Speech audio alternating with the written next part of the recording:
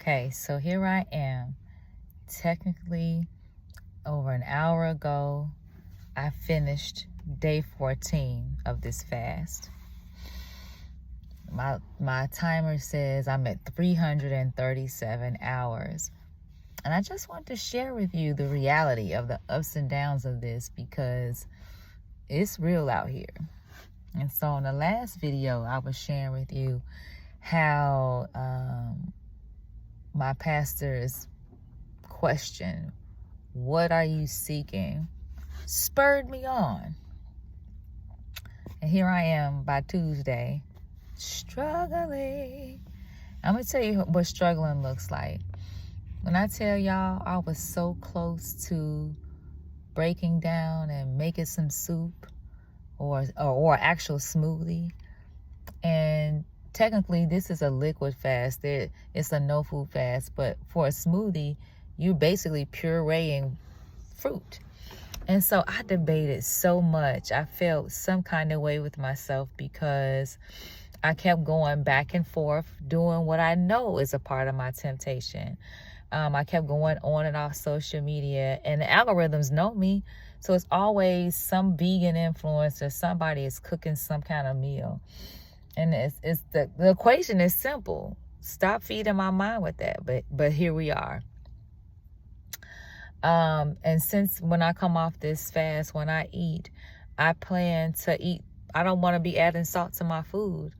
So I'm revisiting buying seasonings. I remember when Tabitha Brown came out with her seasonings, and I bought I think it was called the Sunshine Mango, and it was all right. I just wasn't, going cuckoo for Cocoa Puffs for it.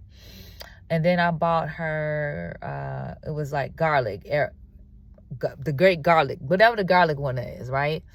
And I never used all of it. And I know why, because it has no salt in it. That's how turned out I am. So I doing my research and I revisited, and I saw she got this other one called Light Sweet, Light Smoky. So I ordered it. It came to the house. And in my moment of desperation, I said, let me taste it. Y'all, when I tell you, I was licking it out the palm of my hand, I said, oh my goodness. It was doing what it needed to do. Because I told you I'm over water. I'm so over water. I'm so over unflavored tea. And so I licked that seasoning that had no salt, and I was amazed. And I thank God that it's possibly coming from the fact that my taste buds are resetting. So the seasonings are on 3,000. And when I tell you, I can't wait to use it on food. But the point is, I shook some in my hand the first time, and I shook some more. And I said, God, I'm over here licking salt. Well, seasoning. I'm over here licking seasoning. And then the devil was like, well, you might as well go ahead. All you thinking about is food. Go ahead and break the fast. I mean, technically, you over idolizing it. Go ahead. It's not a consecrated fast no more. Go ahead and eat. Oh, I felt like how he was tempting Jesus after 40 days. Talking about some, just go ahead and eat the bread. Go ahead and jump off this cliff here. I wanted to break it so fast, so bad, but I didn't.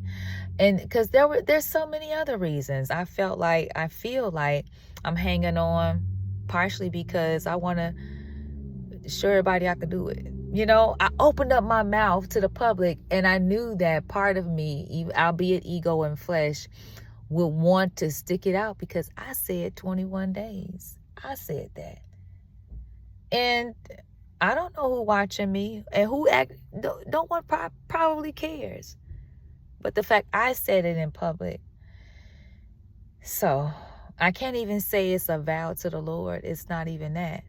I'll tell you this though, which is a real reason to hang on. I need these last under 7 days. It feels good to say that. When I think about the things I've learned about my character during this time, I essentially developed a vow that I wasn't going to be having any conversations or anything like that. And so I've cut things. So y'all got to get with me after the fast.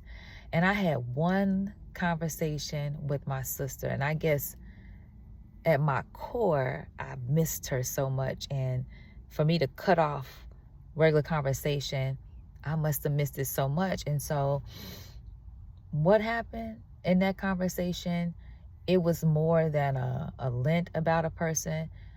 In my opinion, my conviction was it lent itself to gossip.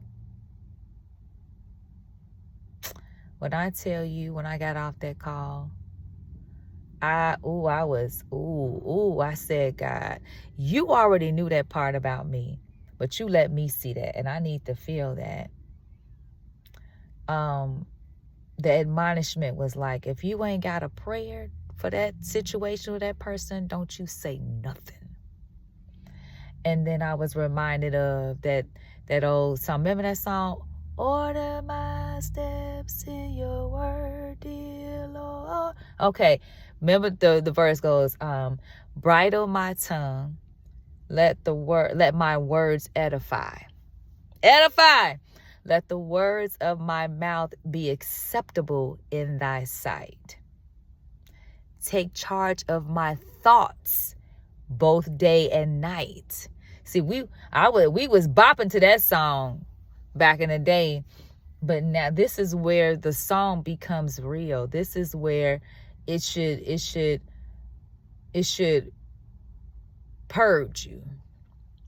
So that was my conviction. And so if anything, I need to stay the course to the very end and allow my flesh to, quote unquote, suffer, if you will, to endure and not give it what it wants. It wants some comfort. It wants the comfort of food.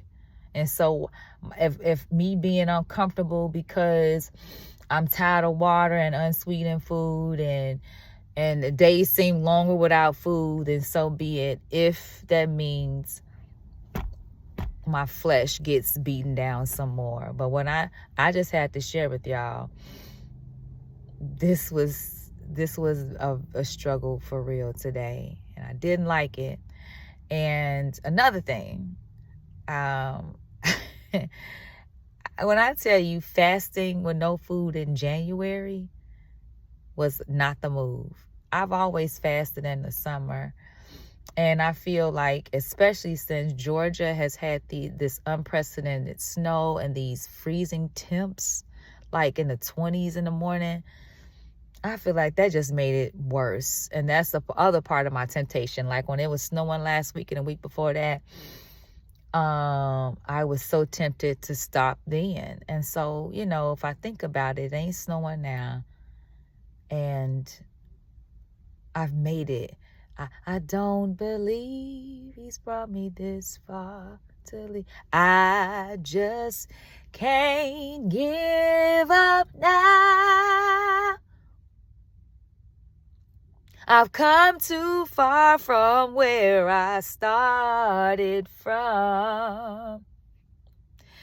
Nobody told me the road would be easy. I don't believe he's brought me this far. That's when I got to stand on. So it has been an imperfect journey. Very imperfect. A lot of ups and downs. But I'm still here. So I look forward to this time next week. There will be a victory testimony. We are under 7 days at this point. Hallelujah.